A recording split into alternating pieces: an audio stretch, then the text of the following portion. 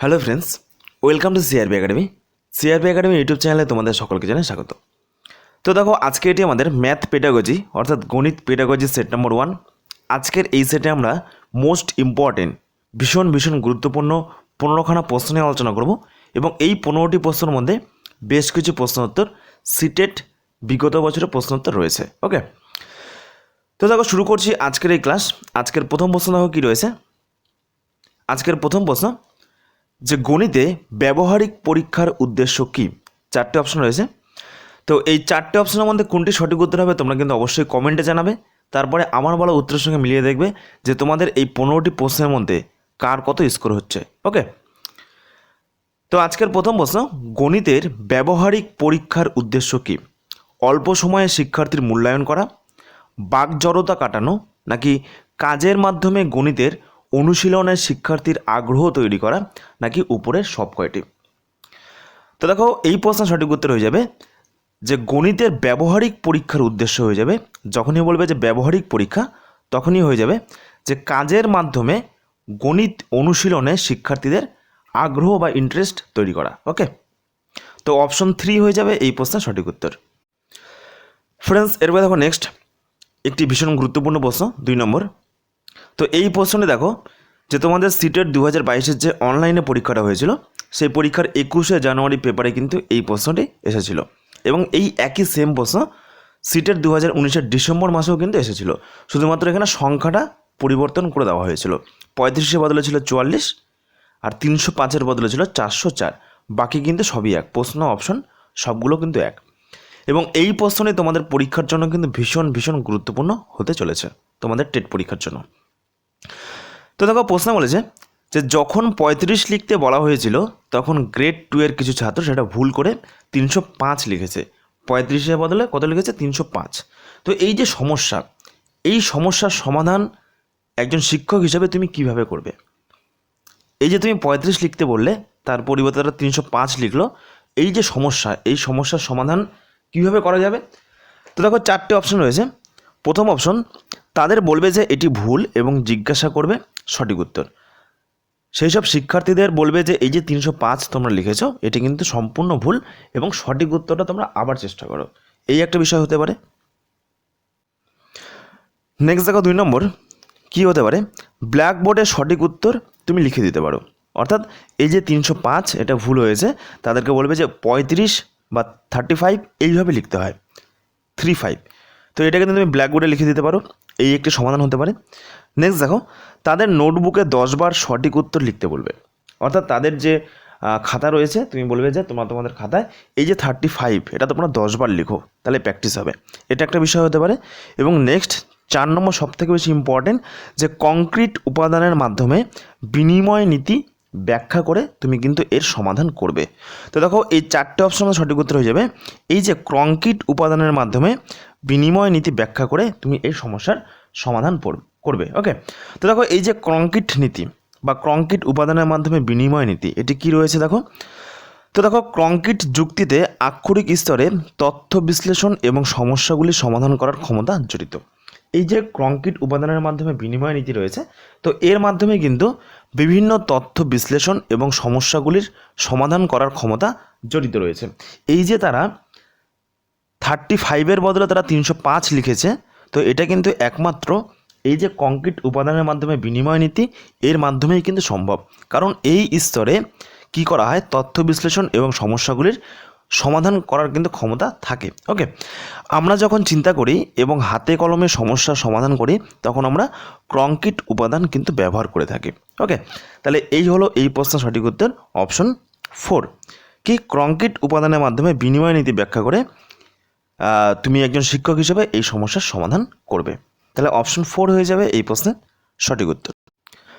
Friends, এরপর দেখো next 3 নম্বর প্রশ্ন কি রয়েছে, যে গাণিতিক ভাষা বিকাশে সাহায্য করে নিচের কোনটি? আত্মবিশ্বাস, উপলব্ধি, নাকি বৈজ্ঞানিক মনোভাব, নাকি উপরের সব কয়টি? তো মনে রাখবে যে গাণিতিক ভাষা বিকাশে সাহায্য করে আত্মবিশ্বাস মানে কনফিডেন্স বাড়ে, এছাড়া উপলব্ধি অনুভূতি হয়, বৈজ্ঞানিক মনোভাব বিকাশে সাহায্য করে, কারণ গণিত মানে কিন্তু যুক্তির বিজ্ঞান। ওকে, তাহলে বৈজ্ঞানিক মনোভাব বিকাশে সাহায্য করে, তাহলে উপরে সব কয়টি হয়ে যাবে এই প্রশ্নের সঠিক উত্তর। অপশন 4 হয়ে যাবে এই প্রশ্নের সঠিক উত্তর। নেক্সট দেখো 4 নম্বর প্রশ্ন, আরেকটি গুরুত্বপূর্ণ প্রশ্ন, সিটেট 2022-এর, ওকে, যেটি তোমাদের 21শে জানুয়ারি কিন্তু পেপারে এসেছিল। তো দেখো এই প্রশ্নটি ভীষণ গুরুত্বপূর্ণ যে নিচের কোন বিষয়গুলো বা কোন বিষয়টি এনসিএফ 2005 অনুযায়ী প্রাথমিক বিদ্যালয়ের গণিত পাঠ্যক্রমের অংশ নয়।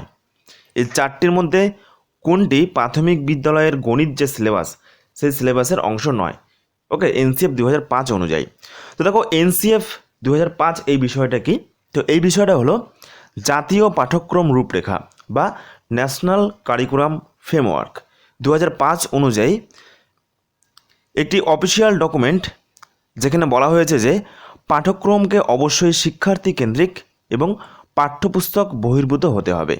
অর্থাৎ যেসব শিক্ষার্থী রয়েছে যাদের জন্য এই সিলেবাস তৈরি করা হচ্ছে সেই সব পাঠ্যক্রম অবশ্যই কিন্তু শিক্ষার্থী কেন্দ্রিক হবে এবং পাঠ্যপুস্তক বহির্ভূত হতে হবে।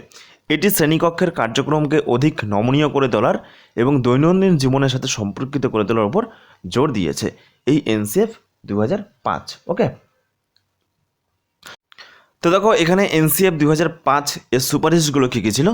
তো প্রথমত দেখো শিক্ষক একটি শ্রেণীকক্ষে সমস্ত শিক্ষণের কার্যক্রমের যে পরিকল্পনা রয়েছে, সম্পাদনা এবং মূল্যায়নের জন্য যে পরিবেশ, সেই পর্যাপ্ত পরিবেশ কিন্তু তৈরি করা হবে, ওকে।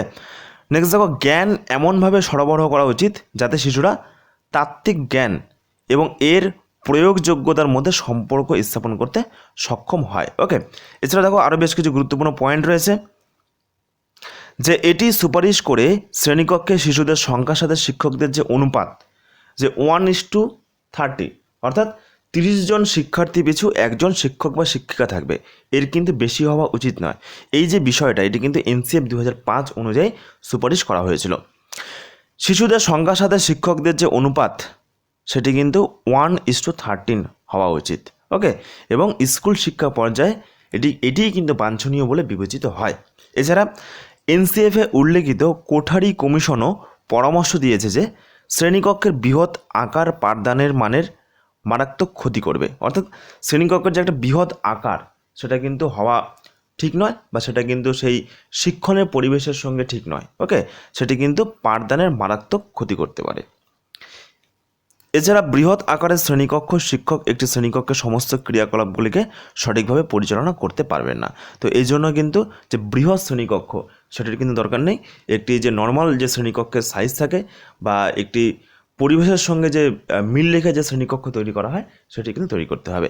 তো এই হলো গুরুত্বপূর্ণ এনসিএফের সুপারিশ এবং এনসিএফ 2005 এই বিষয়টাকেই এখানে কিন্তু সুন্দর করে আলোচনা করে দেওয়া রয়েছে। তো দেখো এইবার প্রশ্ন বলেছে এই চারটি বিষয়ের মধ্যে কোনটি গণিত পাঠ্যক্রমের অংশ নয় প্রাথমিক বিদ্যালয়ে? তো সঠিক উত্তর হয়ে যাবে এই প্রশ্নের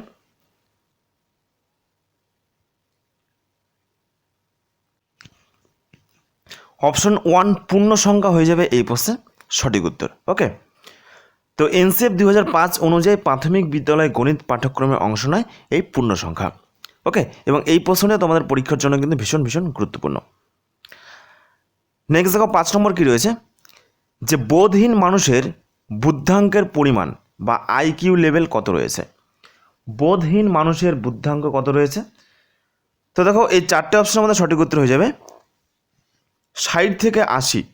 অপশন বি হয়ে যাবে এই প্রশ্নের সঠিক উত্তর। ফ্রেন্ডস এরপর দেখো নেক্সট আরেকটি গুরুত্বপূর্ণ প্রশ্ন, 6 নম্বর প্রশ্ন। এই প্রশ্নটা কিন্তু সিটেট 2022-এ এসেছিল 4 জানুয়ারি, যে অনলাইন পরীক্ষা হয়েছিল। নিচের কোন বিবৃতিটি গণিত ম্যাপিং সম্পর্কে সত্য নয় বলেছে? অর্থাৎ বাকি তিনটি সত্য, কোনটি সত্য নয়? তাহলে প্রথমটি হচ্ছে ম্যাপিং উচ্চতর গণিতের অনেক বিষয়ের ভিত্তি তৈরি করে, এটা একটা বিষয়। ম্যাপিং স্থানিক চিন্তাকে শক্তিশালিত করে, ম্যাপিং আনুপাতিক চিন্তা প্রচার করে, এবং লাস্ট অপশন হয়েছে যে ম্যাপিং শুধুমাত্র একটি মানচিত্র অঙ্কন একজনের আশেপাশের অন্তর্ভুক্ত, ওকে। ম্যাপিং শুধুমাত্র একটি মানচিত্র অঙ্কন যেটি একজনের আশেপাশের অন্তর্ভুক্ত। তো এই চারটে অপশন রয়েছে। তো এই চারটে অপশনের মধ্যে কোনটি সঠিক উত্তর হবে তোমরা কিন্তু অবশ্যই একটু কমেন্টে জানাও। তার আগে আমরা দেখে নেব যে এই ম্যাপিং এই বিষয়টা কি রয়েছে। তো দেখো ম্যাপিং শুধুমাত্র ইভিএসে নয়, গণিতেও কিন্তু ব্যবহার করা হয়। এখানে এটি অন্যান্য বিষয়ের তুলনায় একটি ভিন্ন উদ্দেশ্যে পরিবেশন করে। এটি শুধুমাত্র নিজের আশেপাশের একটি মানচিত্র আঁকার মধ্যে সীমাবদ্ধ নয়। তো দেখো পরিষ্কার করে আমরা পেলাম যে ম্যাপিং কি, ম্যাপিং শুধুমাত্র কিন্তু নিজের আশেপাশের যে একটি মানচিত্র আঁকবো সেটির মধ্যে কিন্তু সীমাবদ্ধ নয়। ম্যাপিং শিক্ষার্থীদের উৎসাহিত করে স্থানিক, আনুপাতিক এবং ভিন্ন চিন্তাভাবনার মতো চিন্তাভাবনা এবং যুক্তির ক্ষমতা বিকাশ করে। দৈনন্দিন জীবনে গাণিতিক সমস্যা সমাধানের জন্য এই ম্যাপিংয়ে কিন্তু গুরুত্ব রয়েছে। এছাড়া পরিবেশ এবং সংস্কৃতিকে বোঝা, পরিচিত করা, শিশুকে বিভিন্ন প্রযুক্তিগত ও সাধারণ ভবিষ্যতের পেশার জন্য প্রস্তুত করা কিন্তু এই ম্যাপিংয়ের অপরিসীম গুরুত্ব রয়েছে। এছাড়া শিশুকে উচ্চশিক্ষার জন্য প্রস্তুত করা, শিশুর মধ্যে উদ্ভাবনের শক্তি গড়ে তোলা। তাই গণিতে ম্যাপিং শুধুমাত্র একজনের আশেপাশের একটি মানচিত্র আঁকার মধ্যে সীমাবদ্ধ নয়। ওকে, তাহলে আমরা কি পেলাম যে নিচের কোন বিবৃতিটি সত্য নয় ম্যাপিং সম্পর্কে? তাহলে ম্যাপিং উচ্চতর গণিতের অনেক বিষয়ের ভিত্তি তৈরি করে, তাহলে এটা সত্য। ম্যাপিং স্থানিক চিন্তাকে শক্তিশালিত করে, এটাও সত্য। ম্যাপিং আনুপাতিক চিন্তা প্রচার করে, এটিও সত্য। তাহলে সত্য নয় কি, যে একজনের আশেপাশে যে মানচিত্র অঙ্কন এটি শুধুমাত্র কিন্তু নয়, তাহলে এটি সত্য নয়। অপশন 4 হয়ে যাবে এই প্রশ্নের সঠিক উত্তর। ওকে, আশা করি বুঝতে পেরেছ। নেক্সট দেখো 7 নম্বর কী রয়েছে, যে কত বছরের শিশুদের আঙ্গুল গণনা করতে বলা যেতে পারে? কত বছরের শিশুদের আঙ্গুল গণনা করতে বলা যেতে পারে? 5 বছর, 7 বছর, 8 বছর নাকি 10 বছর? ভীষণ গুরুত্বপূর্ণ একটি প্রশ্ন। তো দেখো এই প্রশ্নের সঠিক উত্তর হয়ে যাবে যে 7 বছরের শিশুদের কিন্তু যে আঙ্গুল গণনা করা সেটা কিন্তু বলা যেতে পারে। তাহলে অপশন বি হয়ে যাবে এই প্রশ্নের সঠিক উত্তর। নেক্সট দেখো আরেকটি গুরুত্বপূর্ণ প্রশ্ন রয়েছে, 8 নম্বর প্রশ্ন, যে ন্যাশনাল কারিকুলাম ফ্রেমওয়ার্ক NCF 2005 অনুসারে গণিত শিক্ষার আকৃতি প্রশস্ত ও গোলাকার না হয়ে লম্বা এবং আরও চটকদার হয়ে উঠেছে।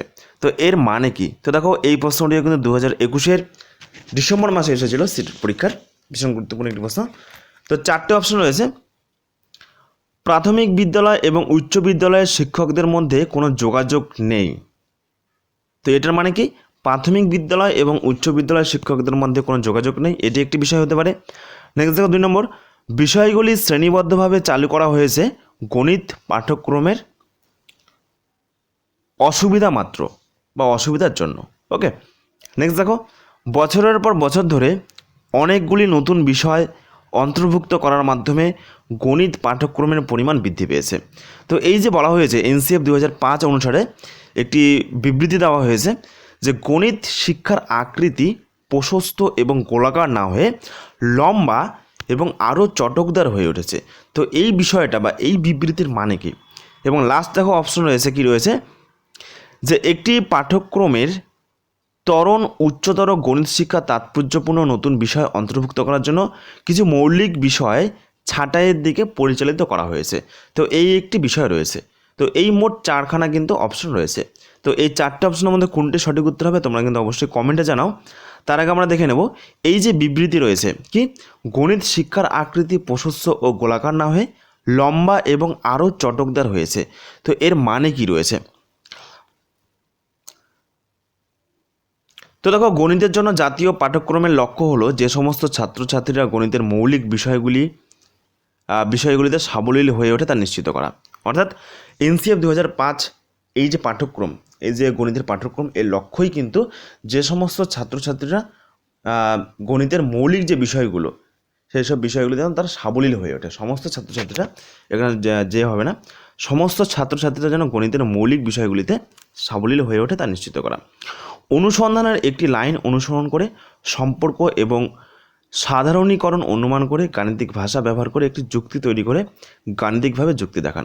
তো দেখো এই যে বিবৃতি রয়েছে, কি গণিত শিক্ষার আকৃতি প্রশস্ত গোলাকার না হয়ে লম্বা হয়েছে এবং আরও চটকদার হয়েছে বা আরও তাকে সংকুচিত করা হয়েছে, আরও কাটা হয়েছে। তো এর মানে কি? এর মানে এই যে পাঠ্যক্রমটি আরও একটি পুরনো বিষয়গুলির সাথে বিস্তৃত এবং বৃত্তাকার নয়। অর্থাৎ পুরনো যে গণিতের পাঠ্যক্রম তার সঙ্গে কিন্তু বিস্তৃত নয় বা তার সঙ্গে কিন্তু বৃত্তাকার নয়, অনেক নতুন বিষয় অন্তর্ভুক্ত করা হয়েছে এবং কিছু পুরনো মৌলিক বিষয় কিন্তু বাদ দেওয়া হয়েছে বা ছাঁটাই করা হয়েছে। পাঠ্যক্রমে একটি ইতিবাচক পরিবর্তন ঘটেছে যে উচ্চতর তাৎপর্যপূর্ণ নতুন বিষয় যুক্ত করা হয়েছে। এই নতুন বিষয়গুলি উচ্চতর তাৎপর্য রয়েছে কারণ তারা উচ্চতর গণিত শিক্ষার ভিত্তি তৈরি করে। তো এর মানেটা এটাই যে পুরনো সিলেবাস বা পুরনো পাঠ্যক্রম পরিবর্তন করে নতুন পাঠ্যক্রম করা হয়েছে এবং সেই নতুন পাঠ্যক্রম কিন্তু পুরনো পাঠ্যক্রমের সঙ্গে কোনো সম্পর্ক নেই বা বৃত্তাকার নয়। ওকে, নতুন পাঠ্যক্রমে বেশ কিছু গুরুত্বপূর্ণ বিষয় অন্তর্ভুক্ত করা হয়েছে, যেসব বিষয়গুলো পরবর্তীকালে উচ্চতর গণিত শিক্ষার জন্য কাজে লাগবে, সেগুলোর কিন্তু ভিত্তি সেই পাঠ্যক্রমে রয়েছে। ওকে, তো এই হলো এর মানে। তাহলে দেখো এইবার দেখো এই চারটে অপশনের মধ্যে সঠিক উত্তর হয়ে যাবে কোনটি?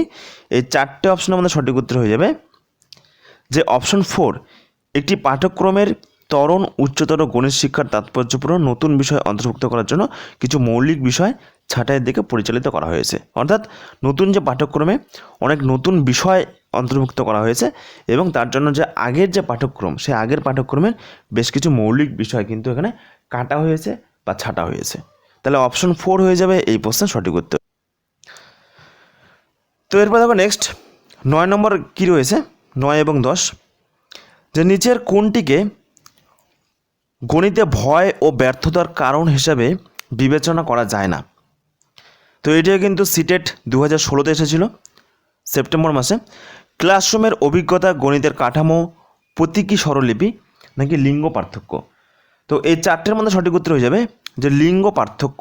অপশন 4 হয়ে যাবে এই প্রশ্নের সঠিক উত্তর। ওকে, নেক্সট দেখো 10, শিশুর অভিজ্ঞতার ক্ষেত্রে সহজে বোধগম্য কোনটি? বক্রতল, সরলরেখা, সমতল নাকি বক্ররেখা? তো দেখো শিশুর অভিজ্ঞতার ক্ষেত্রে সব থেকে বোধগম্য বিষয় হচ্ছে সমতল। অপশন বি হয়ে যাবে এই প্রশ্নের সঠিক উত্তর। নেক্সট দেখো 11, কী রয়েছে, গণিত শিক্ষার পাঠ্যক্রম তৈরির সময় মনে রাখতে হবে পাঠ্যক্রম বিস্তৃত হবে, পাঠ্যক্রম পরিবর্তনশীল হতে পারে, পাঠ্যক্রম উদ্দেশ্যমুখী হতে হবে এবং নাকি উপরে সব কয়টি? তো দেখো একটি গণিত শিক্ষার পাঠ্যক্রম তৈরি করার সময় যেসব বিষয়গুলো মনে রাখতে হবে সেটিকে পাঠ্যক্রম কিন্তু বিস্তৃত হবে, পাশাপাশি পাঠ্যক্রম কিন্তু পরিবর্তনশীলও হবে। এছাড়া পাঠ্যক্রমে কিন্তু একটি অবশ্যই উদ্দেশ্য থাকবে, উদ্দেশ্যমুখী হবে। তাহলে উপরে সব কয়টি হয়ে যাবে এই প্রশ্নের সঠিক উত্তর।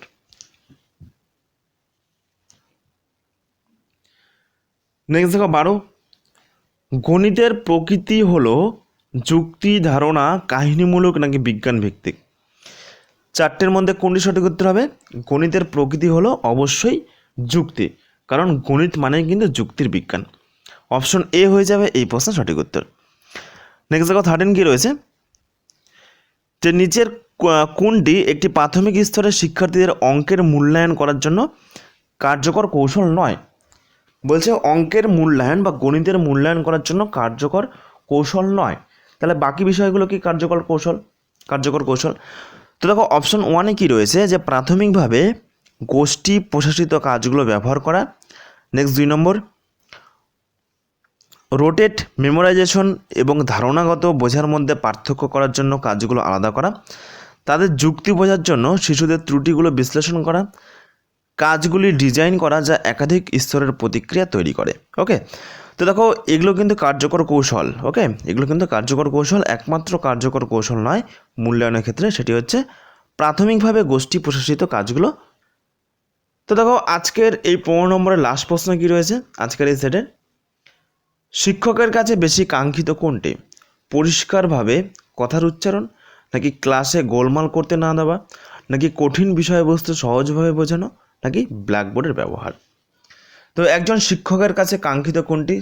তিনি ব্ল্যাকবোর্ড ব্যবহার করবেন নাকি কঠিন বিষয়বস্তু সহজভাবে বোঝাবেন নাকি ক্লাসে গোলমাল করতে দেবেন না নাকি তিনি পরিষ্কারভাবে তার যে বক্তব্য সেটি পেশ করবেন? তো দেখো এখানে প্রত্যেকটি বিষয় কিন্তু গুরুত্বপূর্ণ, প্রত্যেকটি বিষয় কিন্তু একজন শিক্ষকের কাছে কাঙ্ক্ষিত বিষয়, কিন্তু সব থেকে বেশি গুরুত্বপূর্ণ এই চারটির মধ্যে যে তিনি কঠিন বিষয়বস্তু খুব সহজভাবে বোঝাবেন। এই চারটির মধ্যে এটি কিন্তু সব থেকে বেশি গুরুত্বপূর্ণ। ওকে, তাহলে অপশন সি হয়ে যাবে এই প্রশ্নের সঠিক উত্তর। তো দেখো এই হলো আজকের গুরুত্বপূর্ণ মোট 15খানা প্রশ্ন এবং এই 15খানা প্রশ্নের মধ্যে দেখো সিটেটের কিন্তু বেশ কিছু গুরুত্বপূর্ণ প্রশ্ন রয়েছে। অর্থাৎ আজকের এই সেটটি তোমাদের পরীক্ষার জন্য WB টেট পরীক্ষার জন্য কিন্তু ভীষণ গুরুত্বপূর্ণ হতে চলেছে এবং আমি চেষ্টা করব প্রতিদিন না হলেও একদিন পর প্রতিদিন দুপুর 3টার দিকে 3 PM এই ম্যাথের পেডাগজির সেটগুলো আনার। ওকে, এবং নেক্সট তোমরা ম্যাথ বিষয় থেকে কোন অধ্যায়ের ক্লাস চাইছো, পেডাগজির অধ্যায়ভিত্তিক ক্লাস নাকি পেডাগজির মক টেস্ট নাকি যেসব অফিসিয়াল সিলেবাসে দিয়েছে যেসব চ্যাপ্টার সেই সব অধ্যায়ভিত্তিক ক্লাস, তোমরা কিন্তু অবশ্যই কমেন্ট করো। ওকে, এবং এর পুরো পিডিএফ, এই ক্লাসের পুরো পিডিএফ তোমরা কিন্তু আমাদের টেলিগ্রাম গ্রুপে পেয়ে যাবে। টেলিগ্রাম গ্রুপের লিঙ্ক এই ভিডিও ডেসক্রিপশন বক্সে দেওয়া রয়েছে। ধন্যবাদ।